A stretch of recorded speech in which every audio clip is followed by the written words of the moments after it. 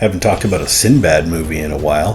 For the longest time, this was my favorite Sinbad movie.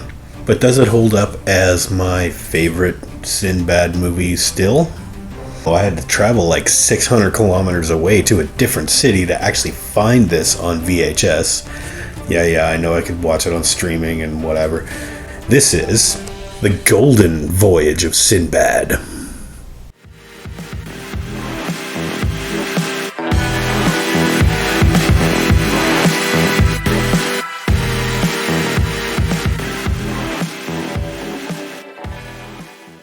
Okay, kids, here we go.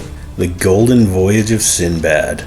This is a movie from 1973. I saw this on TV probably maybe a little bit when I was a kid, like a little snippet here and there. I didn't actually watch this entire movie until I was about 18 or 19. All I can tell you is I smoked a lot of weed at the time.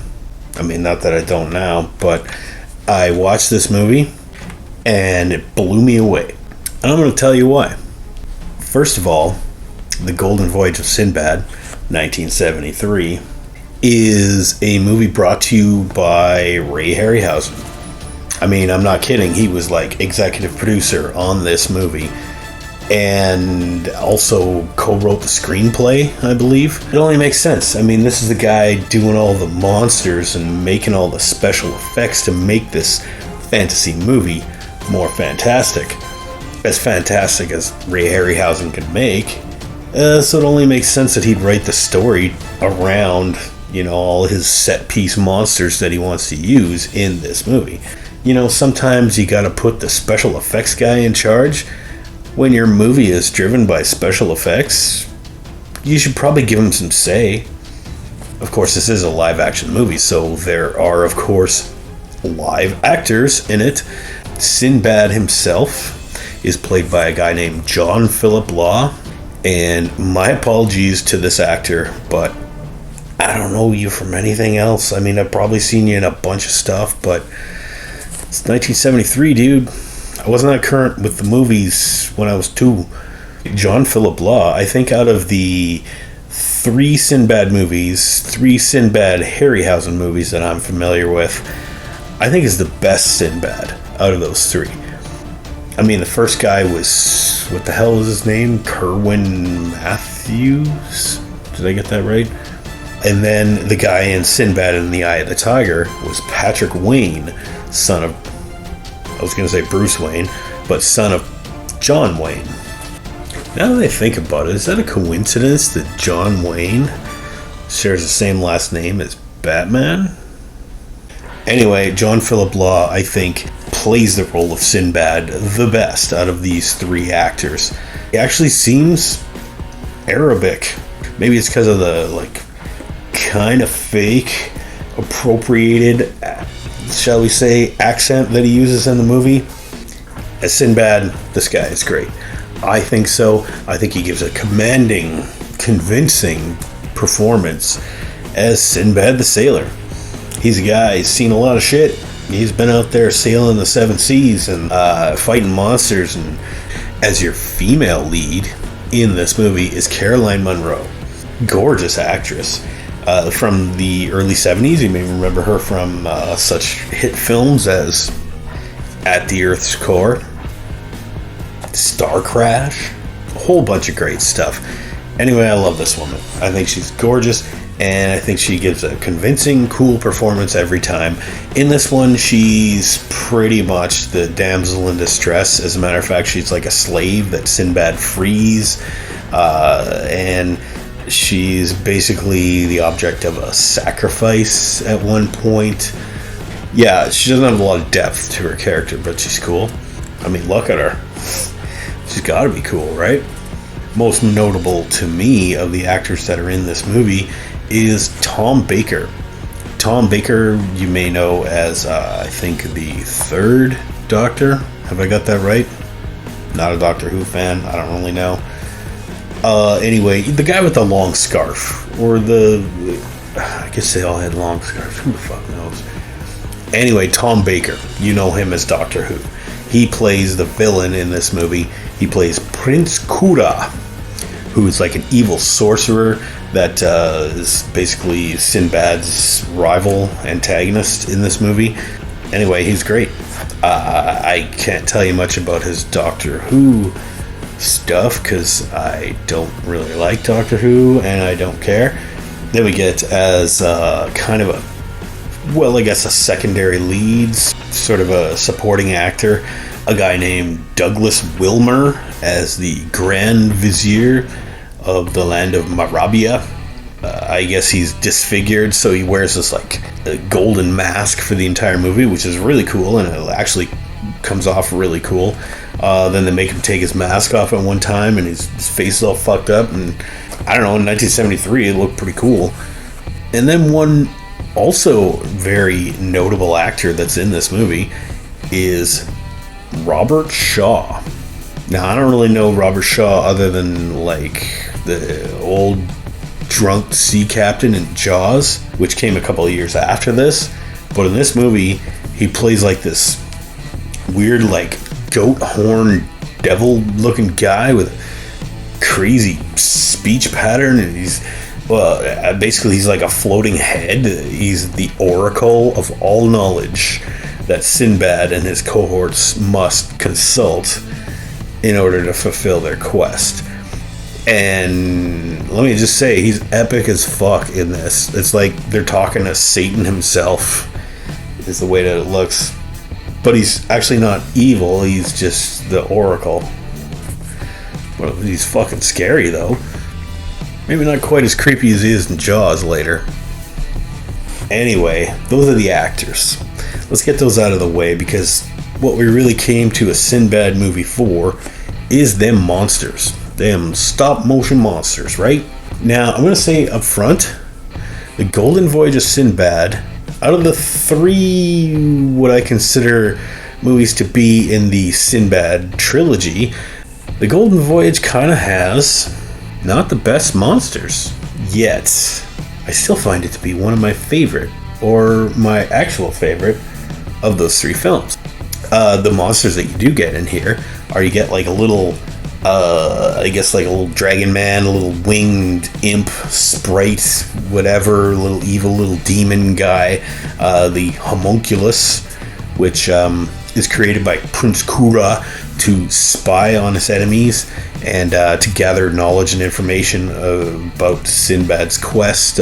Sinbad teams up with the Vizier, and they have the two pieces of the golden tablet, and they have to find a third, and they have to travel to the land of Lemuria. And anyway, the homunculus is this little guy, little squeaky little evil devil guy that like spies on Sinbad and the Vizier. You know, when they try and catch it or whatever, it just bursts into flames and dies and whatever. Prince Kura, Tom Baker, uses this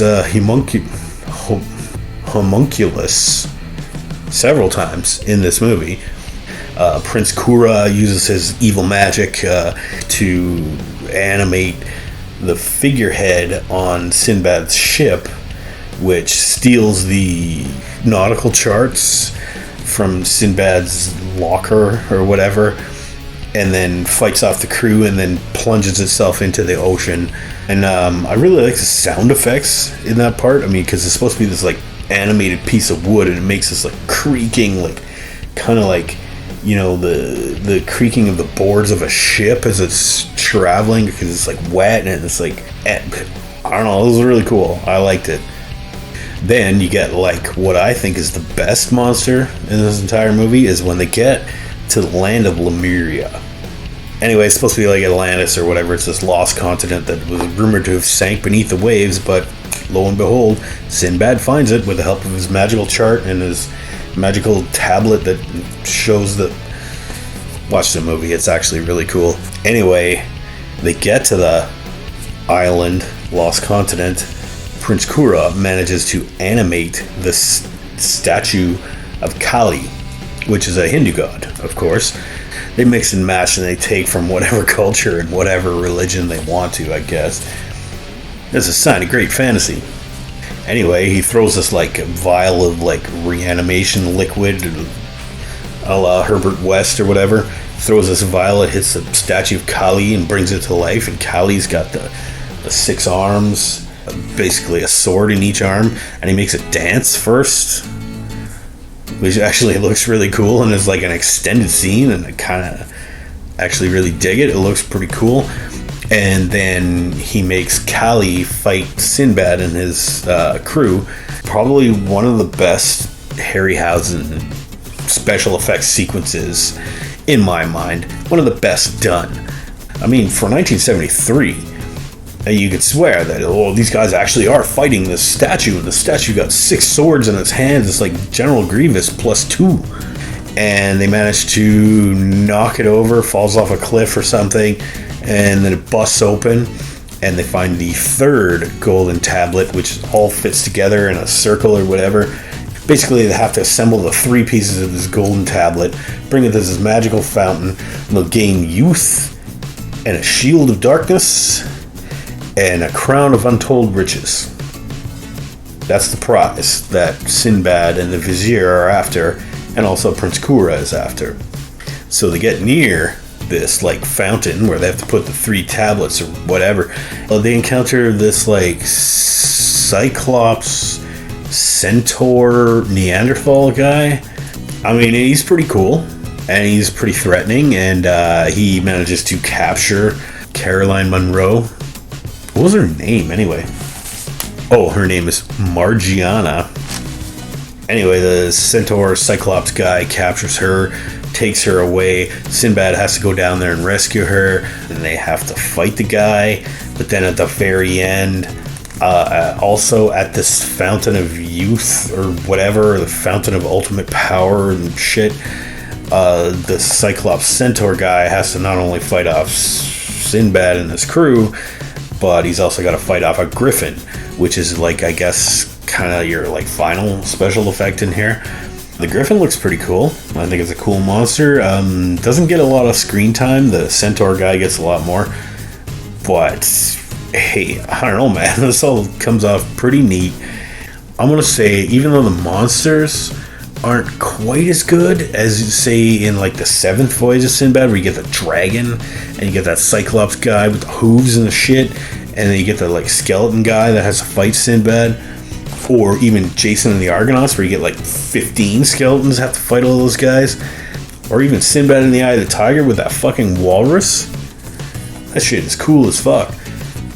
But even though I didn't like the monsters as much in this movie, I think overall, I think this is, to me, this is the quintessential Sinbad movie. I guess in summary, all I gotta say is this is still officially my favorite of the Sinbad movies. So what would I give it overall? Well, you know me, I love Ray Harryhausen, and I love them stop motion special effects, and I love those fantasy stories. I'm actually giving The Golden Voyage of Sinbad an A. A solid A. Not an A minus. Because, I mean, yeah, there's certain things that could have been a little better, but I mean, I think it comes off just fantastic the way that it is. I really like this movie. I have a lot of fond memories of watching this movie, and when I watched it again. Have you ever watched Sinbad on weed? I loved it. So yeah, overall, Golden Voyage of Sinbad gets an A. Have a good one, everybody.